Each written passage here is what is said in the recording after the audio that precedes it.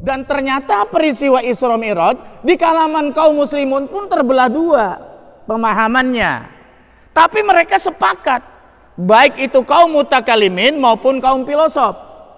Mereka bersepakat bahwa Isra Mi'raj benar-benar terjadi. Mereka beriman dengan peristiwa Isra Mi'raj. Karena itu dicatat di dalam Al-Quran, betul nggak?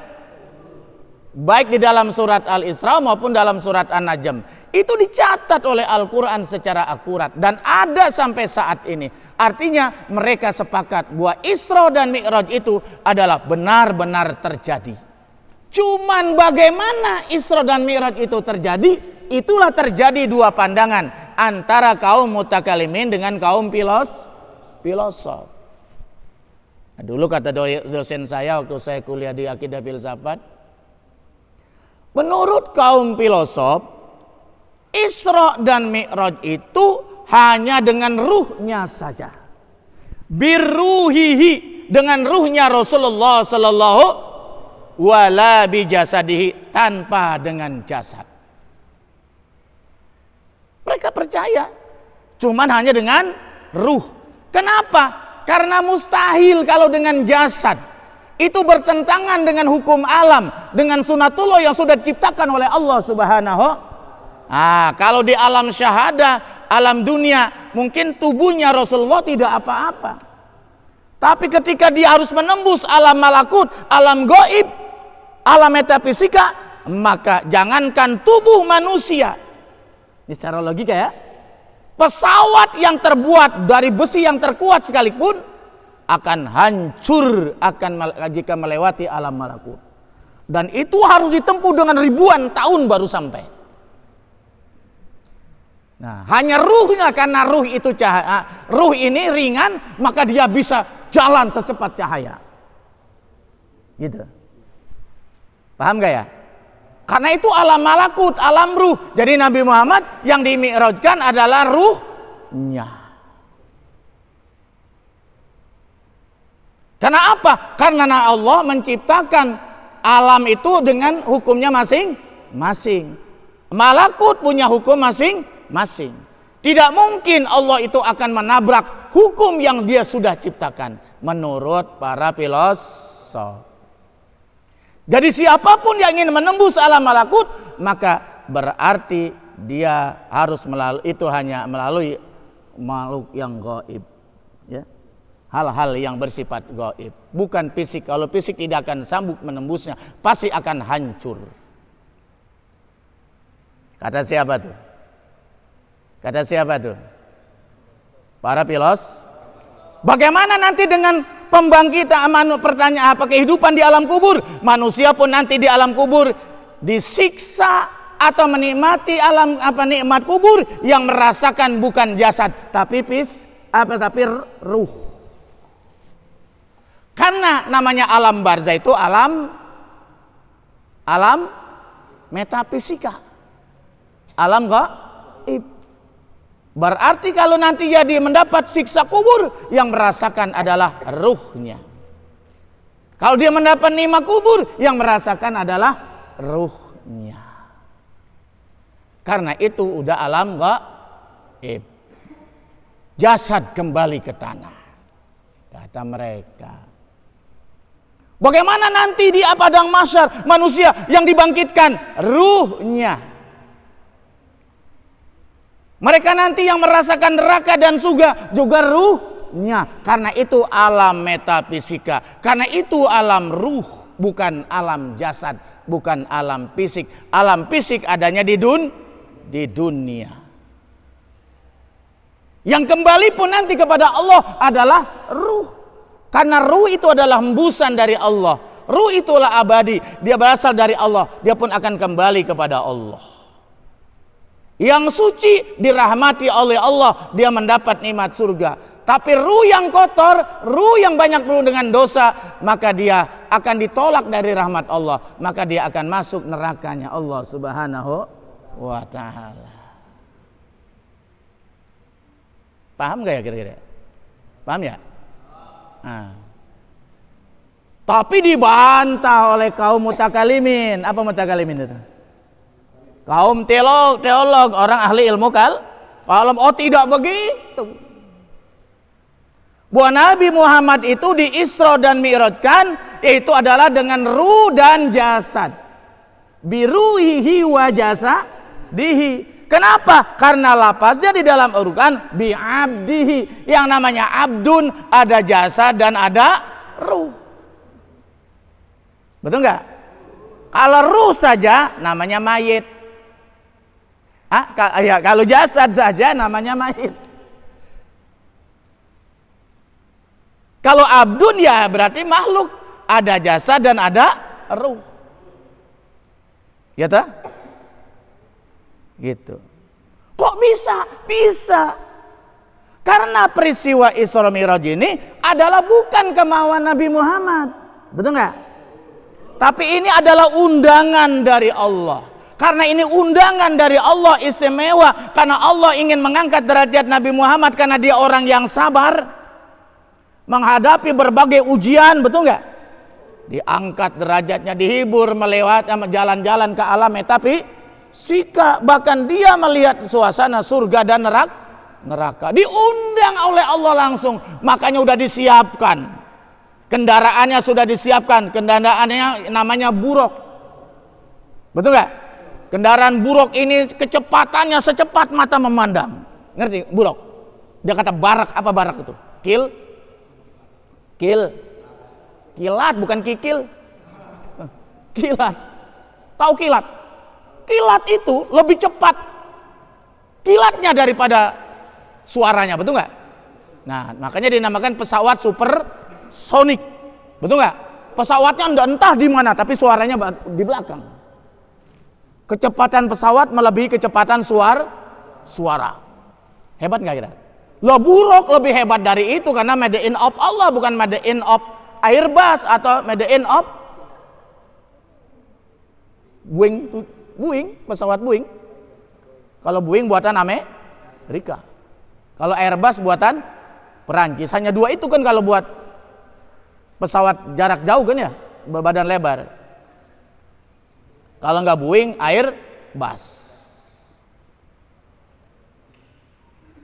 Jadi buruk ini luar biasa kecepatannya sejauh mata memandang. Sekali langkah jauh mata memandang. Bayangkan itu. Trehlet, ceger, kan ya. Kilatnya udah selesai, suaranya baru bunyi. Secepat kilat, luar biasa. Ya namanya Nabi Muhammad diundang, betul nggak ya? Dia kan bukan jalan sendiri, diperjalankan oleh Allah berdasarkan kebesaran Allah. Begitu kata kaum mutakalimin. Peristiwa Isra Mi'raj ini nggak bisa dipandang secara akal, betul nggak? Tapi peristiwa Isra Mi'raj ini harus dipahami secara imani, betul nggak? Betul. Bukan secara rasional, nggak masuk, tapi secara keimanan, secara kebesaran Allah Subhanahu.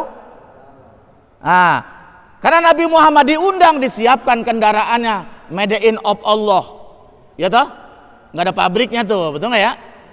Buruk nggak ada pabriknya di Indonesia, di Amerika juga nggak ada. Itu setelah dibersihkan hatinya, ya toh? Karena dia menghadap yang maha suci supaya jalannya nanti lancar, tidak ada gangguan apapun. Hanya kalian kalau pengen lancar menghadap Allah, masuk surganya kepada Allah Subhanahu Wa Taala, bersihkan hati kalian, betul nggak? Bersihkan hati kalian, kolbu kalian. Dengan cara apa? Banyak berzikir kepada Allah Subhanahu wa Ta'ala. Belajar tasawuf. Tasawuf itu adalah mensucikan hati kita. Tasawuf itu adalah untuk memperbaiki amal ibadah kita, betul nggak? Orang yang beribadah cuman hanya dengan fikih saja gersang. Nah, saya katakan, betul nggak? Gersang kalau hanya fikih saja, betul nggak? Saya sudah sholat, urusan belakangnya mending saya sudah sholat, gugurkan kewajiban. Yang penting saya sudah puasa, terserah, yang penting saya gugurkan kewajiban. Tapi puasa kita kira-kira nyampe nggak kepada Allah itu? Ada nggak rasanya kepada Allah, betul nggak? Diterima tidak oleh Allah Subhanahu Wa Taala. Jadi tidak cukup. Makanya rukun agama itu ada 3 yang tidak boleh tidak nih. Berdasarkan hadis Jibril, betul nggak? Ya toh? Ketika malaikat berdialog dengan Nabi Muhammad, kira-kira, ya Muhammad, ma huwal iman, ma huwal Islam, gitu kan ya? Al Islam anta syada ilaha Muhammadar Rasul wa iqamis shalah wa zakat wa sumaraban hajjal baiti man istata'a ila. Nah, maka ini dinamakan, hadis ini dinamakan rukun Islam. Kemudian malaikat Jibril, "Sodaqta ya Muhammad." Kata Jibril, "Betul ya kamu Muhammad." Tapi kan sahabat nggak tahu kali itu Jibril, karena berupa manusia datangnya, betul ya? Sampai Umar bin Khattab juga nggak tahu kan? Karena datangnya juga tiba-tiba, entah dari mana gitu. Sampai bekas tapaknya juga nggak ada. Bengong tuh ngeliatin tuh para sahabat, termasuk Umar bin.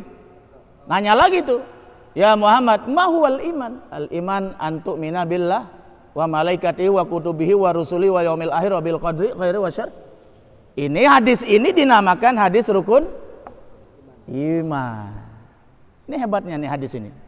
Nanti baca di dalam kitab Arba'in Nawawi. Yang ketiga, ma huwal ihsan? Apa itu ihsan ya Muhammad? Anta budallah ka'annaka tarahu wa ilam takun tarahu fa innahu. Nah, dari sinilah lahirlah ihsan. Dari ihsan ini lahirlah ilmu tasawuf. Tasawuf apa itu tasawuf? Tasawuf tujuannya tasfiyatul qulub minasifatil mazmumah ila bisifatil mahmudah. Jadi saat tasawuf itu tujuannya bagaimana membersihkan hati manusia dari sifat-sifat tercela, kemudian diisi dengan sifat-sifat yang terpuji. Makanya wajib belajar tasawuf itu. Nah, sekarang kan lagi ngetop tuh ya. Buya Ar-Razi sedang membahas tentang masalah tasawuf. Thariqah. Ya tak? Itu.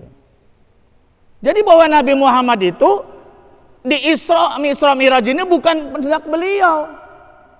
Tetapi di Isra Mi'raj ini adalah keinginan Allah Subhanalladzi asra.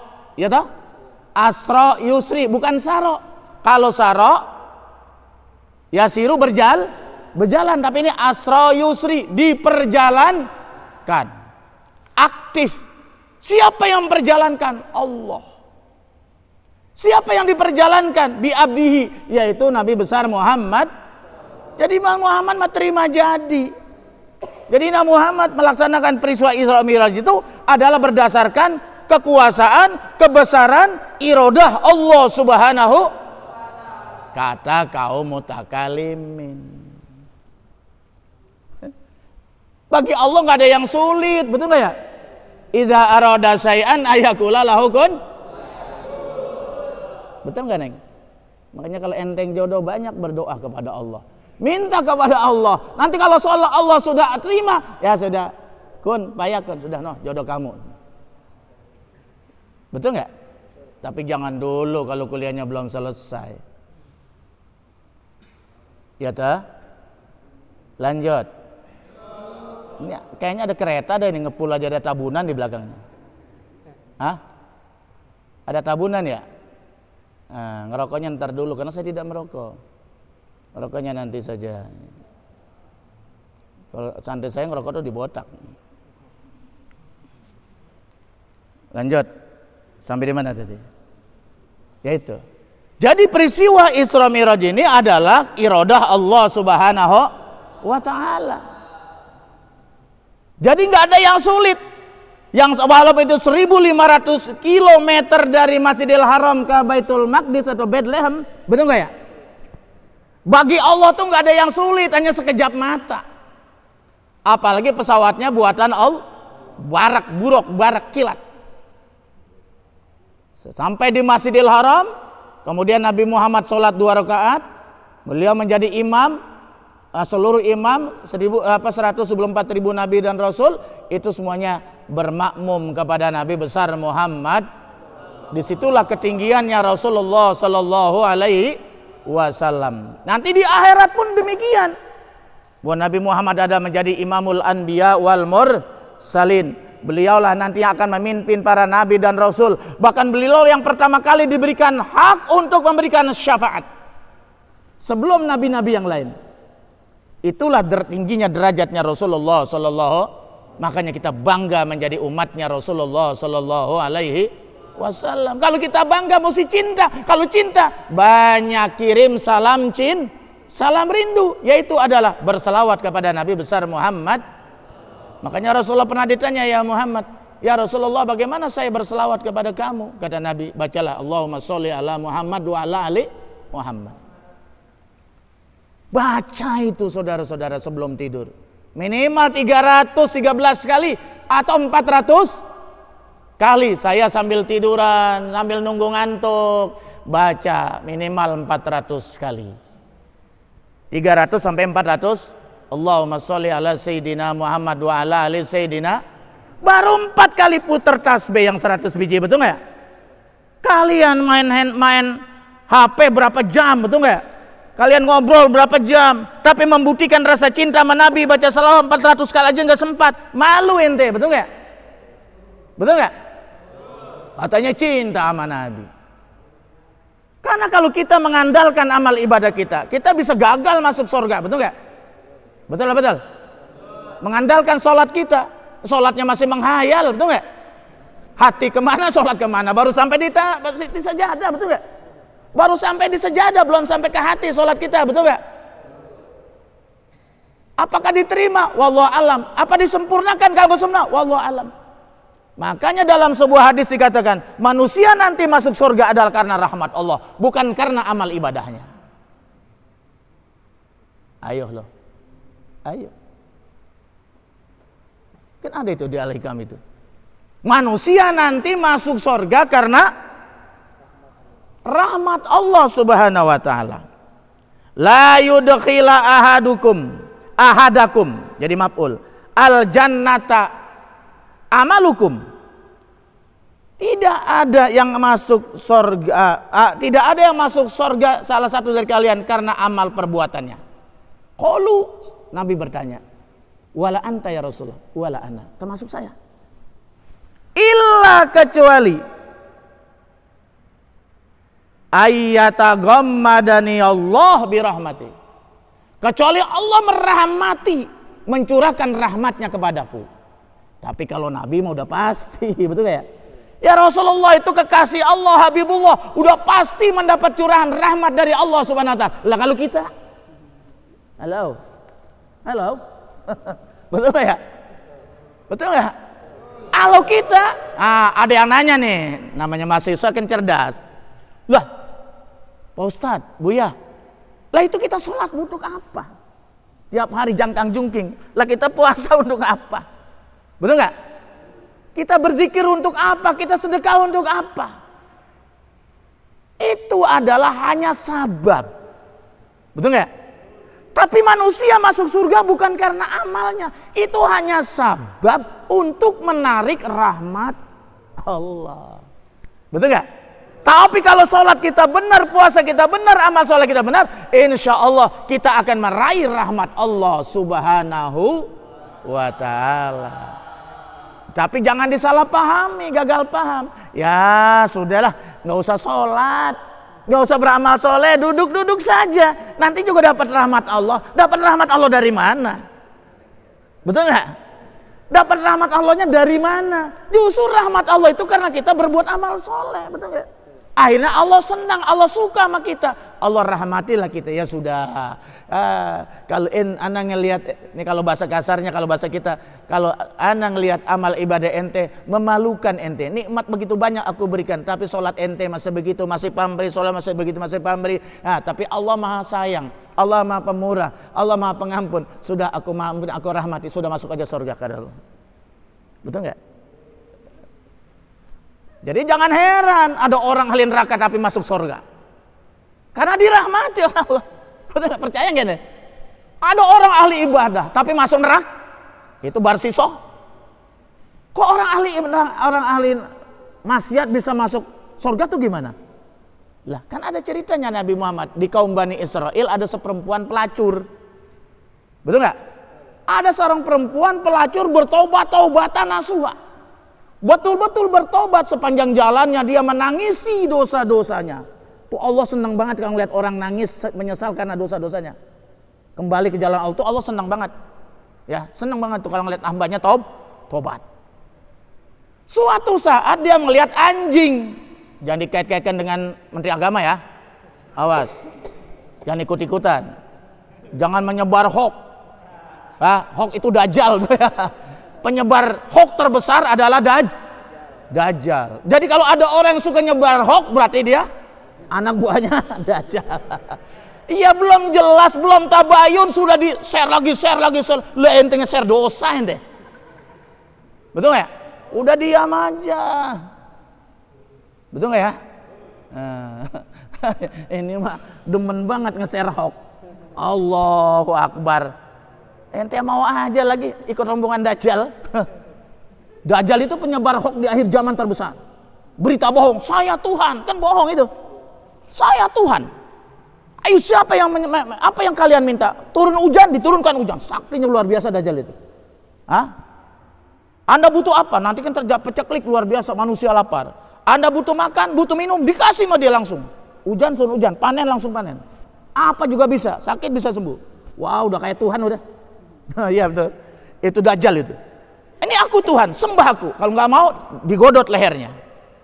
Disembelih, digergaji. Berani nih, berani nggak? Diem. Makanya udah pada sadar. Ya romannya kayak kiamat masih jauh aja. Kiamat tuh udah deket. Udah kawin belum, ya kuliah belum selesai, ampun. Pacar olah gablek. Udah, makanya banyak mendekatkan diri kepada Allah Subhanahu. Malah keluarnya dajjal sudah amat dekat katanya. Dekatnya kapan nggak tahu dah tuh, ya. Udah belajar aja, kalau mikirin itu ente berhenti kuliah, ya. Iya. Masya Allah.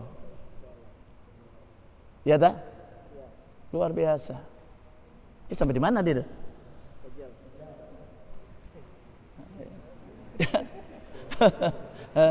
Iya.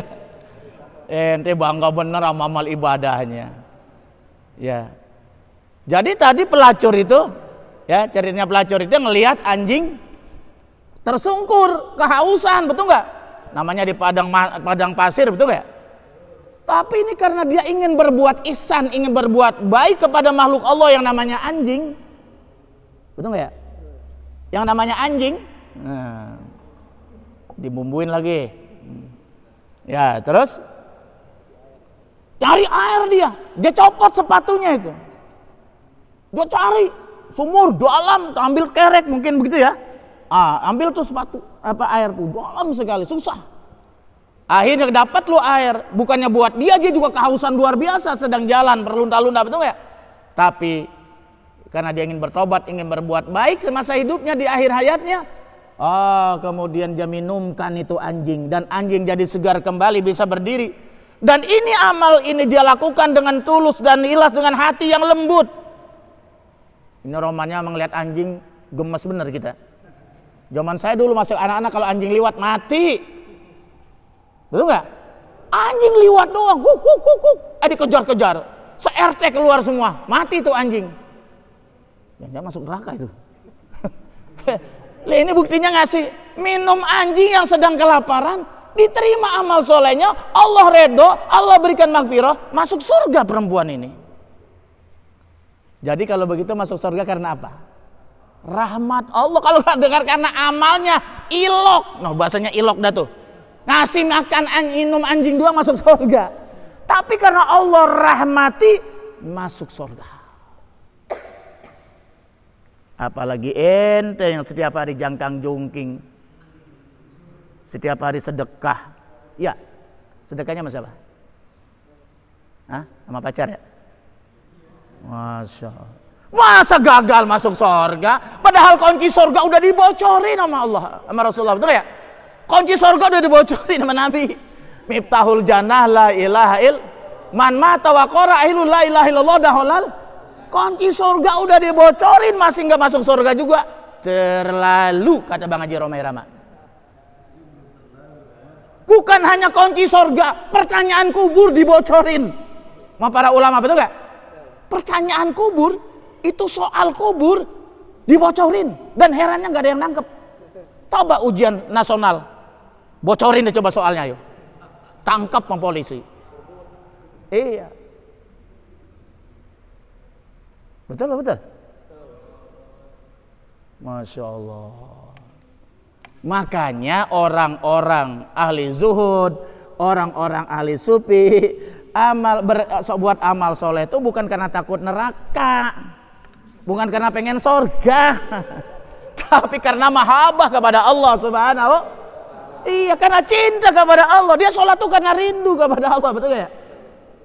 Dia tuh sholat itu karena ingin mendekatkan diri kepada Allah, bukan karena takut neraka.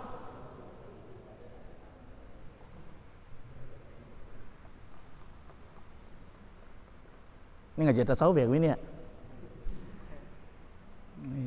Itu Gus Ibnu S3-nya tasawuf itu. Ngaji aja itu. S3-nya itu dia filsafat dan tasawuf, S2-nya ilmu kalam. Itu. Kenapa saya beri ini Ibnu Hajar anak batu? Karena Ibnu Hajar kan ada dua, Ibnu Hajar Al-Asqalani ahli hadis, ada Ibnu Hajar Al-Haytami. Nah, Ibnu Hajar Al-Haytami ini seorang yang semangat belajarnya luar biasa ya. Dua waktu belajar di pesantren bebelnya luar biasa aja tuh. Sampai pulang putus asa. Begitu ketemu di jalan ada air, tes. Lah, kok bolong? Kok air bolong? Bisa ngawulan batu ya kayak setiap hari. Enggak pernah bosan tuh air. Masa saya kalah sama air? Balik lagi ke pesantren itu. Balik lagi ilhamnya dari situ tuh. Inspirasinya dari air. Allah kasih hidayah dari mana? Melalui balik lagi ke pesantren itu, Ustaz. Balik lagi dia. Putuhnya dibuka oleh Allah. Ternyata itu ujian itu, ujian sabar. Ini udah bebel malas belajar lagi. Ya susah. Iya, udah begitu gendeng sama dosen, ya mungkin mampet otaknya. Iya, bukannya. Jadi harusnya mahabbah sama dosen. Ente otaknya rada mampet sama bahasa Inggris. Yang pertama demen dulu sama bahasa Inggris. Yang kedua demen sama guru. Nanti Allah bukakan itu, betul nggak? Putuhnya dibuka oleh Allah Subhanahu. Oh benar itu. Begitu Ibnu Hajar Al-Haytami kembali ke pondok dengan husnuzon dibukakan itu oleh Allah putuhnya. Gampang belajar itu. Gampang belajar, mudah paham, cepat menghafal. Masya Allah, luar biasa ya. Gitu. Kok ke situ-situ ya larinya? Iya. Itu. Nah kemudian dibantah lagi ya filosof, orang mutakalimin. Oh enggak mungkin.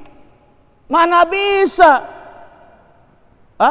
Nabi Muhammad dengan jasadnya harus melintasi alam malakut, alam metafisika, alam gaib, betul nggak? Hancur tubuhnya. Nggak mungkin bisa menembus langit. Jangankan sampai langit 7, sampai ke Baitul Ma'mur, sampai kepada Sidratil Muntaha. Sidratil itu singgah sana, kebesarannya istananya Allah Subhanahu wa taala. Jadi jangan dibayangkan Allah bersemayam bertempat, itu nggak boleh kan ya. Masya Allah. Itu menurut kata siapa tuh? Filosof. Karena Allah sudah menciptakan alam ini punya hukumnya masing-masing. Alam metafisika juga punya hukumnya masing-masing. Yang bisa menembus ke sana ya para malaikat. Karena malaikat itu adalah cahaya, betul nggak ya? Gaib. Begitu juga ruh itu gaib, bisa menembus alam malakut. 7 lapis langit itu. Oleh karena itu Nabi Muhammad dimirajkan hanya dengan ruh saja. Kata kaum muta'alimin, siapa bilang yang kagak bisa? Ya toh? Yang menciptakan hukum malakut itu siapa? Betul nggak? Yang menciptakan hukum alam metafisika siapa? Allah. Kalau Allah yang menghendaki bahwa hukum alam itu tidak berfungsi, bisa nggak? Bisa, apa nggak bisa?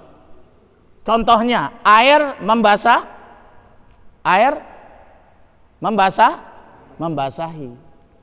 Ya.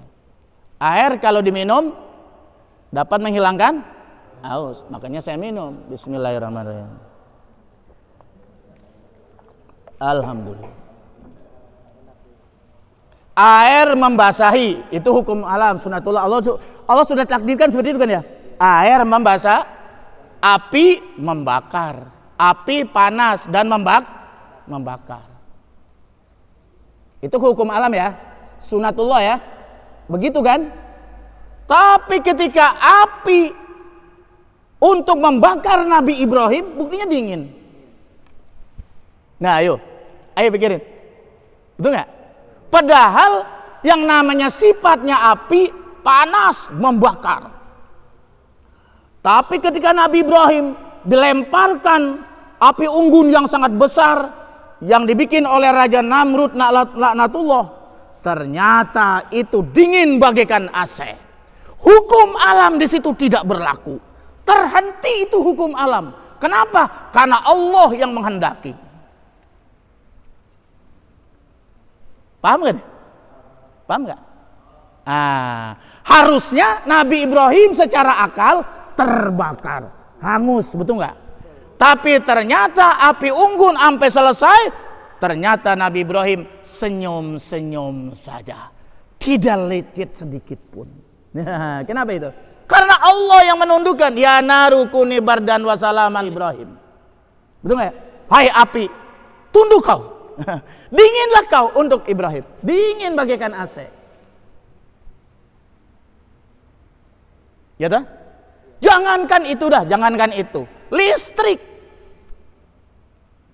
kan menghasilkan panas, betul nggak ya? Setrum, betul nggak ya? Kenapa AC bisa dingin? Ayo pikirin. Dengan teknologi canggih, listrik bisa mengeluarkan AC yang dingin. Ayo, dari mana itu? Arus listrik kan ya? Hah? Manggut ente. Berarti kalah sama Jepang. Dispenser, nah ini neng suka main dispenser. Dispenser, kalau ada listriknya, nggak pakai listrik bisa nggak? Nggak bisa. Tapi kenapa di situ bisa panas, bisa dingin? Karena teknologi tertentu, betul nggak ya? Apalagi cuman api yang Allah yang menghendaki, api panas Allah yang menciptakan, air membasahi Allah yang menciptakan. Tapi kata Allah, api dinginlah kau untuk Ibrahim, dingin tuh api. Selamat Nabi Ibrahim. Jadi AC itu, betul nggak? Jadi dari dulu udah ada tuh api jadi AC, ya, masya Allah, luar biasa. Begitu juga kata kaum muta'alimin bahwa alam malakut tunduk kepada kehendak Allah, karena ini yang nyuruh Allah. Ini Nabi Muhammad mau melintas 7 lapis langit, itu alam malakut juga berlaku, betul nggak ya? Makanya Nabi Muhammad enjoy aja dengan senyum, betul nggak ya? Melenggang dengan gampang, dengan mudah, nggak terasa panas, nggak terasa apa, nyaman sekali, sampai menghadap Allah Subhanahu dengan cepat secepat kilat, dari langit pertama sampai langit ke-7. Karena apa? Karena ini yang menghendaki Allah Subhanahu. Kalau sudah Allah mengatakan tunduk, tunduk semuanya. Jadi pada saat Nabi Muhammad melintas, itu hukum malakut nggak berlaku tuh. Harusnya hancur, betul nggak ya? Tapi kata kaum filosof, nggak mungkin, Allah itu komitmen, ya. Allah itu orang zat yang paling komitmen. Nggak mungkin dia menabrak apa yang telah dia ciptakan itu sendiri. Itu bukan kata logika, ya ta? Itu. Tapi mereka nggak kafir, karena mereka juga percaya dengan peristiwa Isra dan Mi'raj. Cuman caranya saja berbeda pendekatannya. Yang satu pendekatan keimanan, ya, yang satu pendekatan akal. Ya toh? Paham toh? Paham. Udah sampai situ dulu. Kemudian yang lebih menarik lagi, kenapa Isra dan Mi'raj ini dilakukan minal Masjidil Haram ilal Masjidil Aqsa? Oh, kenapa enggak minal kusur ilal kusur, dari istana ke istana, betul ya? Ya, kan lebih hebat istana, betul ya? Menurut otak manusia, ya. Kan istana bagus, rata-rata bagus ya. Kenapa enggak istana ke istana? Kenapa enggak dari puncak ke puncak? Kalau di puncak apa namanya tuh? Pilah ke pilah, betul ya? Kenapa enggak begitu? Kok justru dari masjid ke minal masjid ilal masjid, ini Isra ini? Ya betul gak? Lah ini menandakan bahwa masjid itu adalah salah satu bangunan yang paling mulia dan dimuliakan oleh Allah di muka bumi ini. Gitu. Ini romannya sama masjid marah. Payah. Ke masjidnya angin-anginan. Kalau lagi putus cinta baru ke masjid. Ya tuh payah. Kita bisa mengambil itibar pelajaran dari peristiwa Isra dan Mi'raj. Kenapa Allah memperjalankan Nabi Muhammad dari masjid ke masjid? Kagak dari hotel ke hotel. Kan orang bangga kalau masuk hotel. Nih gua masuk hotel berbintang 5. Kata tangganya, apalagi gua bintang 7 no di warung. Iya. Gua kemarin ke istana Pak Raja Salman, ke istananya Pak Presiden. Gua bangga luar biasa, dipoto, dipajang, diunjukin orang. Di-share kemana-mana. Kenapa ente kan? Oh saya bangga ke masjid. Kenapa nggak begitu? Payah ente. Padahal masjid bangunan yang buktinya Nabi Muhammad ternyata dia manusia yang paling mulia, khairul anam, betul ya? Manusia terbaik, the best of men. Dia adalah pemimpin para nabi dan rasul, betul nggak?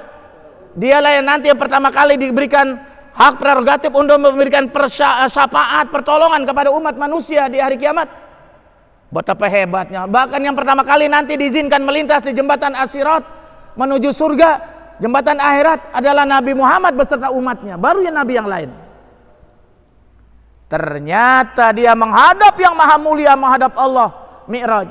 Dia dipindahkan dari masjid ke masjid. Itu artinya apa, Neng? Masjid bangunan yang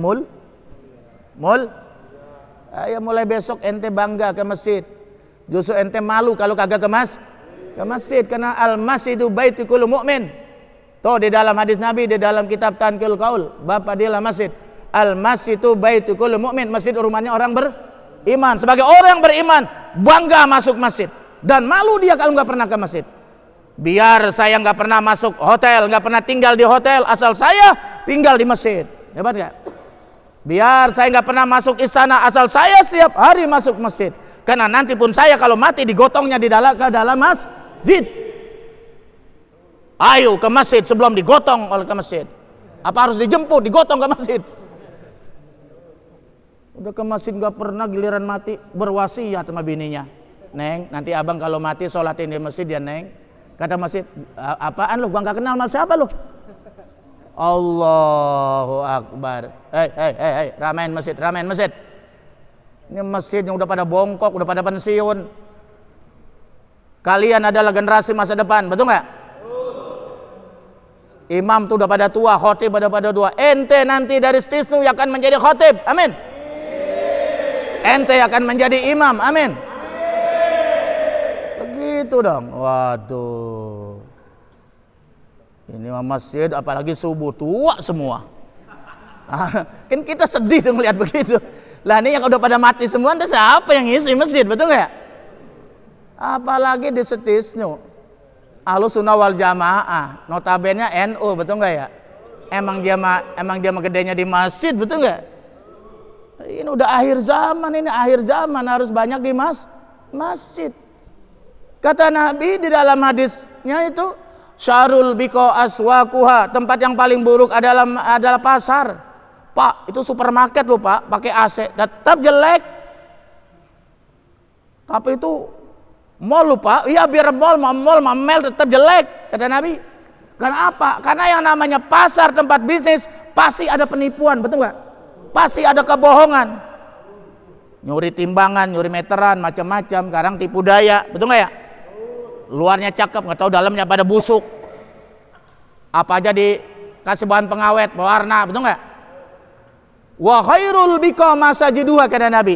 Dan tempat yang paling mulia di muka bumi adalah masjidnya tuh. Tuh yang paling mulia.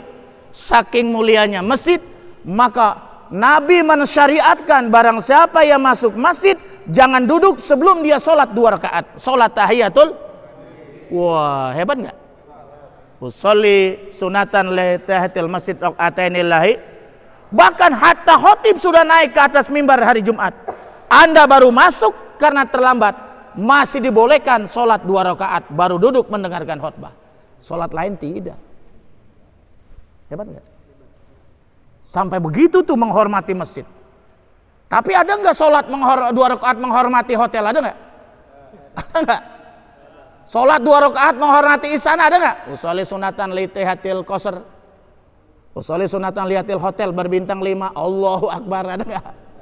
Kagak ada. Ghairu masyru', nggak ada itu, nggak ada syariatnya. Tapi masuk masjid, masjidnya kayak apapun bentuknya, disyariatkan sholat 2 rakaat menghormati masjid. Dan bahkan kita disunahkan iktikaf, betul nggak?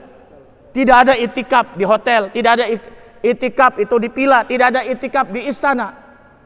Istana, cakep apapun, karpetnya secakep apapun, sepatunya boleh nggak dipakai? Boleh nggak masuk ke dalam pakai sepatu? Masuk masjid jangan coba-coba. Wah, bisa dilempar sama merbot itu. Biar sepatunya mahal juga, betul nggak? Wah, ini menandakan kemuliaan masjid. Barang siapa yang ingin dimuliakan oleh Allah, ayo muliakan masjid, betul nggak? Makmurkan masjid, muliakan masjid, makmurkan masjid. Memuliakan masjid, memuliakan rumah Allah. Memakmurkan masjid, memakmurkan rumah Allah. Membangun masjid, membangun rumah Allah. Man bana masjidan fid dunya, banallahu baitan fil jannah. Barang siapa yang membangun masjid di dunia, dia sama saja membangun istana nanti di surganya Allah Subhanahu wa taala. Hebat Bapak, hebat. Ngenes ya? Ngundang saya ngenes. Hah? Ngenes apa senang? Kalau ngenes gue pulang nih. Buya Haitami ini bukan ceramah nih, ngomel nih gitu. Iya. Ngingetin, ngomel lagi. Al masjidu baitun min buyutillah fil ard. Masjid itu adalah rumah Allah yang ada di muka bumi. Ya. Jadi kalau pengen nyari rumah Allah di muka bumi, yaitu lihat tuh di sinetron lihat Indosiar. Yang hati istri selalu tersakiti. Betul nggak ya? Hah? Nggak ada senangnya tuh bini kalau Indosiar itu, betul nggak ya? Selalu sakiti. Kasihan bener tuh, betul nggak ya? Oh, giliran ada masalah, larinya kemana tuh? Ke masjid berdoa. Tapi alhamdulillah ceritanya itu diijabah doanya itu. Bisa aja tuh ceritanya tuh ya. Allahu Akbar. Ya, kan begitu di Indosiar itu kan senangnya ibu-ibu itu. Saya gue senang itu dengerin itu, nonton. Iya. Anak muda mah gak seneng kali kecarinya rumah tangga itu mah ya. Kalau ente mah senangnya SCTV itu. Ini anak-anak muda kalau pagi ya. Ya Neng ya. Tapi ada gue yang senangnya horor tuh, Antv. Allahu Akbar ya. Ya itulah. Ya, jadi ayo dengan Isra Mi'raj ini kita ambil pelajaran. Mulai saat ini kalau pengen mulia dan dimuliakan oleh Allah, jangan jauh dari masjid. Jangan jauh dari masjid karena itu rumah Allah. Masjid itu baitul mukmin, masjid itu rumahnya orang beriman. Siapa saja yang stempelnya iman, KTP-nya Islam, dia mengaku beriman pada Allah, boleh nggak masuk masjid? Boleh, jangan dilarang-larang. Ini masjid PKS lu nggak boleh, lu malam Golkar. Pak ada tuh begitu. Ini yang bangun Golkar kan? Lah ini masjid Golkar, lu nggak boleh. PKB nggak boleh. Siapa yang ngajarin begitu? Rusak kalau begitu ya. Pokoknya kalau udah masuk ke masjid, jangan bawa partai politik. Kalau bawa partai politik kacau nggak kira-kira? Coba, ada berapa partai? 8 partai, semuanya pakai kaos partai. Masuk ke dalam masjid. Ini sholat apa kampanye? Rusak nggak kira-kira? Gua ada imamnya nggak datang Ustaz. Yang maju Golkar. Nggak mau gua, Orde Baru lu. Iya, betul nggak? Betul nggak? Iya. Yang maju PKS. Nggak mau. Lu Saudi Arabia lu. Nggak bisa, jangan. Partai itu urusan dunia, betul nggak ya? Jangan bawa ke dalam masjid. Kalau dalam masjid pokoknya bawa saja satu titel kita, Abdullah, hamba Allah, betul nggak?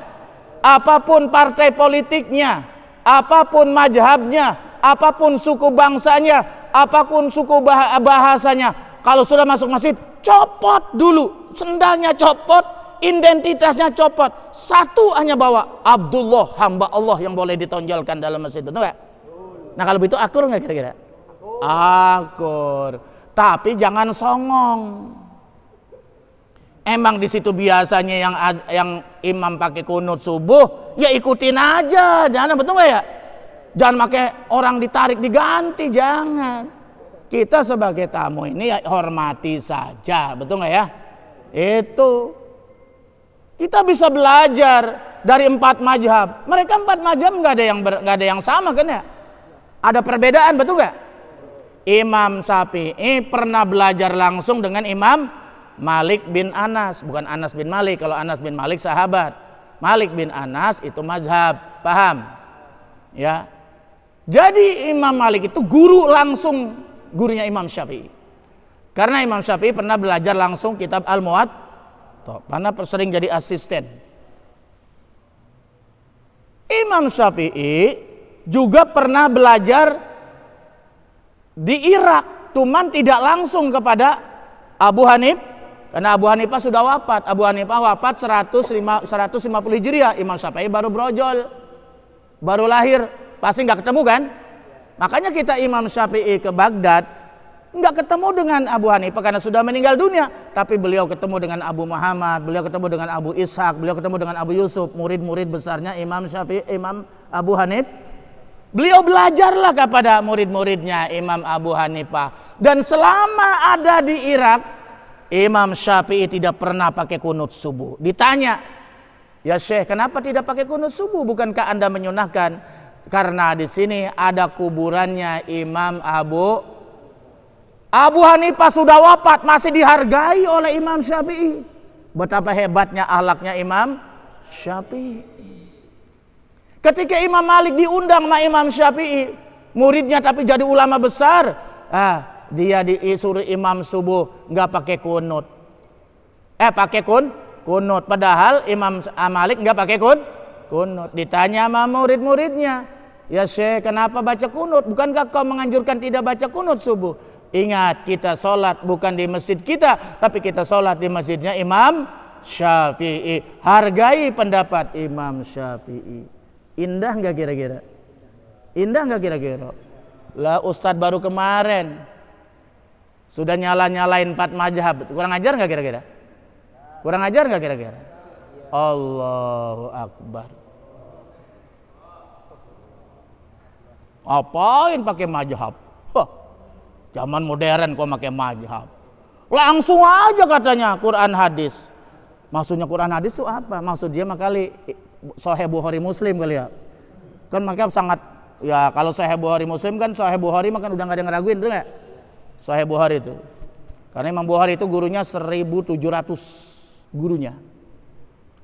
Tapi kan Bukhari itu bermazhab juga. Imam Bukhari itu bermazhab kepada Imam Syafi'i. Sekelas Bukhari aja masih bermazhab, betul gak? Betul gak? Jadi kalau orang ini nggak bermazhab, sebetulnya dia bermazhab siapa? Karena amal ibadah manusia ini itu semuanya tidak terlepas dari 4 mazhab, betul nggak? Betul. Emang sejauh mana kita bisa memahami Quran dan hadis? Ya toh? Makanya zaman sekarang mah ikuti aja mana salah satu dari 4 mazhab. Semua sudah ada di situ. Mereka lah yang lebih tahu tentang memahami Quran dan hadis. Ya, oke. Jadi mari mulai saat ini kita makmurkan Mas, jangan jauh dari masjid. Mana Anam Renaldi mana? Besok lu nggak di masjid, awas lu. Jewer kau. Ya, ente ngundang anak doang tapi nggak mau ke masjid. Nih panitianya ini harus rajin ke masjid. Ya. Iya, salah satu daripada hikmah Isra Mi'raj harus yang diamalkan dong, betul nggak ya? Harus ada yang diamalkan. Nah ini masjid ini di dalam kitab Sulamut Topik, kitab Sulamut ini ditulis oleh Asy-Syaikh Nawawi bin Umar Al-Jawi atau Al-Bantan. Nih ya, Asy-Syaikh Nawawi, nggak pakai An-Nawawi. Kalau pakai An-Nawawi, pakai lam alif itu biasanya Al-Imam An-Nawawi. Nawawi itu dari negeri Nawa, Sam, Syria. Tapi kalau Asy-Syaikh orang Banten, Asy-Syaikh Nawawi bin Umar Tanara Banten. Beda ya? Beda ya? Nah, ada kitab namanya Arba'in Nawawi, 40 hadis itu kitab tipis itu karena karangan Imam An-Nawawi Timur Tengah, ya kan? Ada lagi namanya Riyadus Shalihin, kalau nggak salah itu juga Imam An-Nawawi, apalagi Al-Azkar An-Nawawiyah itu juga Al-Imam An-Nawawi. Tapi ini yang saya maksud Syekh, kalau orang Indonesia itu Asy-Syaikh Nawawi. Di dalam kitab Al-Mutaffiq itu kan ada tauhid, ada fikih, ada tasawuf. Depannya itu kan bahas tauhid ya, di antaranya as-sirat, jembatan akhirat. Ternyata di jembatan akhirat itu nanti orang-orang yang suka memamurkan masjid, orang yang suka sering tinggal di masjid, sholat berjamaah dan lain-lain, ikut kajian-kajian subuh. Ya, saya di masjid saya pun ada kajian subuh, termasuk Gus Ibnu tuh sering keliling masjid kajian subuh. Ya itu ya. Ini kajian subuh. Nah itu sholat yang paling istimewa adalah sholat subuh dan asar, karena ini disaksikan oleh para malaikat Allah. Inna Qur'anal fajri kana udah sungguhnya sholat subuh itu disaksikan oleh para malaikat Allah. Rugi kalau yang nggak sholat subuh itu, karena itu disaksikan oleh para malaikat. Barang siapa yang hadir pada saat sholat subuh, diabsen oleh malaikat, diangkat ke langit, dilaporkan kepada Allah, ya Allah, si Renaldi tadi subuh absen. Kemana dia? Molor dia. Anam ada nggak Anam? Anam ada, cuman masbuk. Orang udah baca kunut baru datang. Ya, lumayan sih masih kecatat. Itu.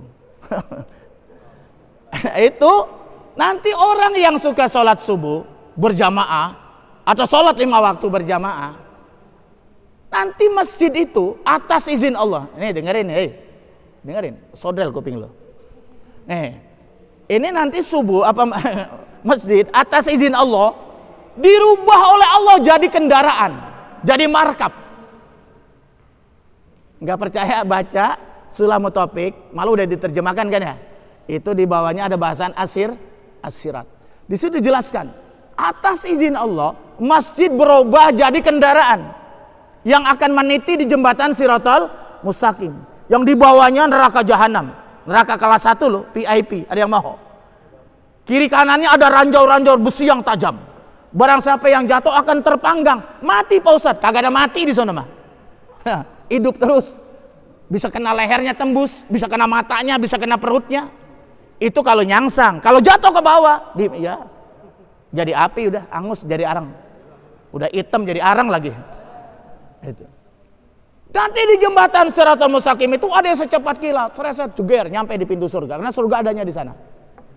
Ada yang seperti pesawat terbang, ada yang seperti burung terbang, ada yang seperti kuda lari, ada yang seperti ojek, mungkin sering naik ojek di dunia ya.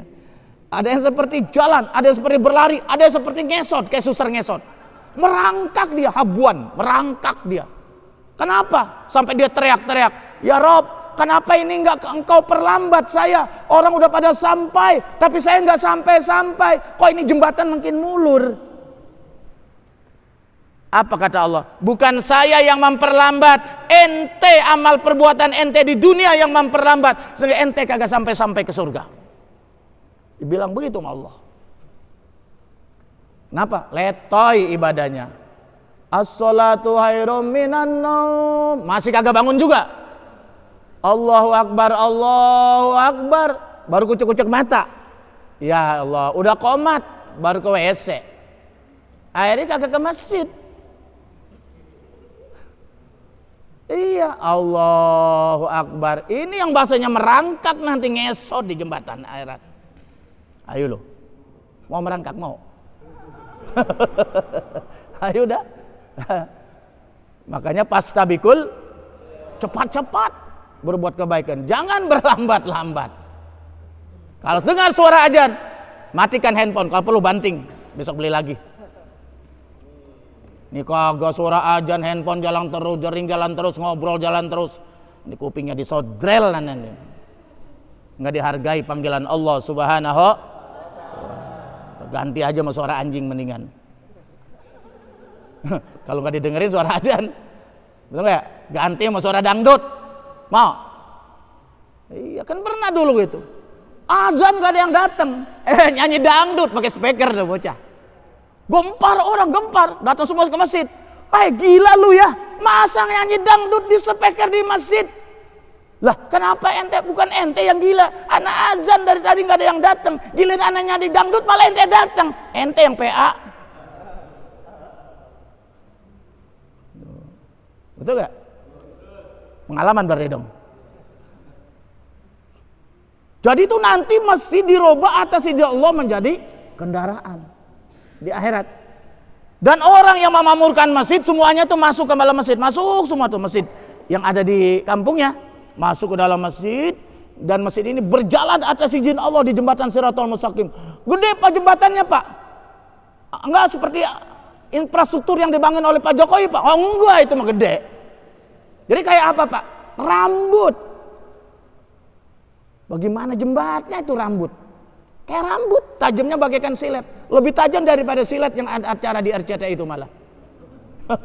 Betul ya? Itu kalau nggak orang yang nggak beriman diinjak putus kakinya. Rambut selembar bagaimana diinjaknya, bayangkan itu. Betul betul. Ini sekali-kali emang kudu ditakut-takutin ini. Ya, karena kiamat sudah dekat. Iya. Itu. Tetapi saudara-saudara sekalian, ini orang yang ahlul masjid, masuk ke semua dalam masjid, masjid dirubah jadi kendaraan, meniti dia di jembatan Shiratal Mustaqim, selamat lancar sampai berhenti di depan surganya Allah Subhanahu.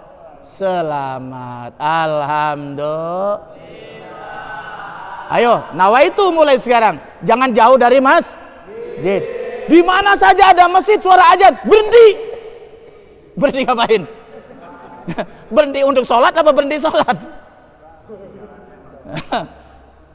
Jangan salah, nanti berhenti sholat lagi. Berhenti untuk parkir, untuk mengerjakan sholat yang benar. Paham ya? Paham ya? Kenapa? Karena Nabi Muhammad Isra Mi'raj ke 7 lapis langit, ke Sidratil Muntaha. Untuk apa? Menerima perintah sholat. Betul gak ya? Ada gak perintah lain Nabi Muhammad dipanggil ke langit? Ada gak? Tidak ada, hanya sholat. Yang lain malaikat Jibril turun ke planet bumi, ya Muhammad ini perintah dari Allah, perintah puasa, perintah zakat, perintah haji, betul gak? Tapi hanya sholat Nabi dipanggil langsung. Ini menandakan ahamiyatus sholat fil Islam, betapa pentingnya itu sholat. Sholat adalah tiang agama. Yang pertama kali amalan itu yang diwajibkan adalah sholat. Setelah syahadat yang pertama kali diwajibkan adalah sholat. Yang pertama kali amalan nanti diangkat ke langit adalah sholat. Yang pertama kali akan diperiksa, dihisab di akhirat juga ibadah sholat. Mau apa ente? Nanti di akhirat yang paling pertama kali diperiksa sholat. Jangan bermain-main dengan sholat. Kalau sholatnya baik, yang lain ikut baik. Kalau sholatnya rusak, wah kacau dah. Pemeriksaan bisa ketat sekali itu. Betul nggak? Tapi kalau sholatnya baik, pemeriksaan menjadi lancar, selamatlah dia masuk surganya Allah Subhanahu. Amin ya robbal amin. Mari kita baca Fatihah. Mudah-mudahan kita bisa mengambil itibar dari peristiwa Isra dan Mi'raj ini. Ya walaupun gak banyak, paling satu ya satu dua ada yang kita amalkan. Satu, mantapkan keimanan kita kepada Allah Subhanahu. Yang kedua, bersihkan hati kita sebelum kita menghadap Allah Subhanahu. Bersih dalam hati, lahir dan batin ya. Lahirnya zahir kita harus bersih, batin kita, kolbu kita harus bersih, dan kemudian juga kita kita makmurkan itu kita masjid. Kita tingkatkan lagi ibadah sholat kita, bukan hanya yang wajib tapi juga yang Orang rajin sholat itu bukan karena wajib memang harus.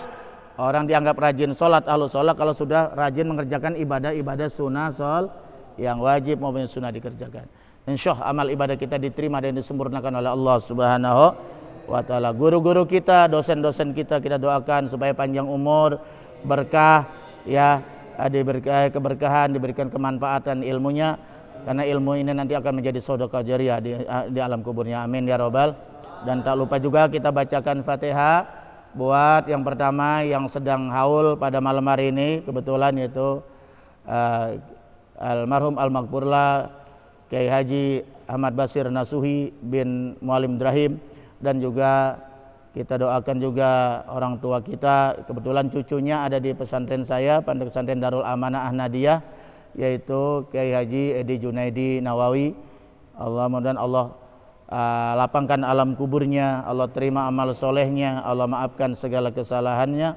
Mudah-mudahan juriyahnya yang ditinggalkan menjadi ahli ibadah, ahli takwa, ahli ilmu, dan dijaga oleh Allah Subhanahu wa taala. Dan kita ini sebagai generasi muda bisa mengikuti jejak mereka berdua insyaallah. Al-hazini al-Fatihah. A'udzubillahi minasyaitonir rajim. Bismillahirrahmanirrahim. Alhamdulillahirabbil alamin arrahmanir rahim maliki yaumiddin. Iyyaka na'budu wa iyyaka nasta'in shiratal mustaqim shiratal ladzina an'amta 'alaihim ghairil maghdubi 'alaihim waladdallin. Sekian, wallahul muwaffiq ila aqwamit thoriq. Wassalamualaikum warahmatullahi wabarakatuh.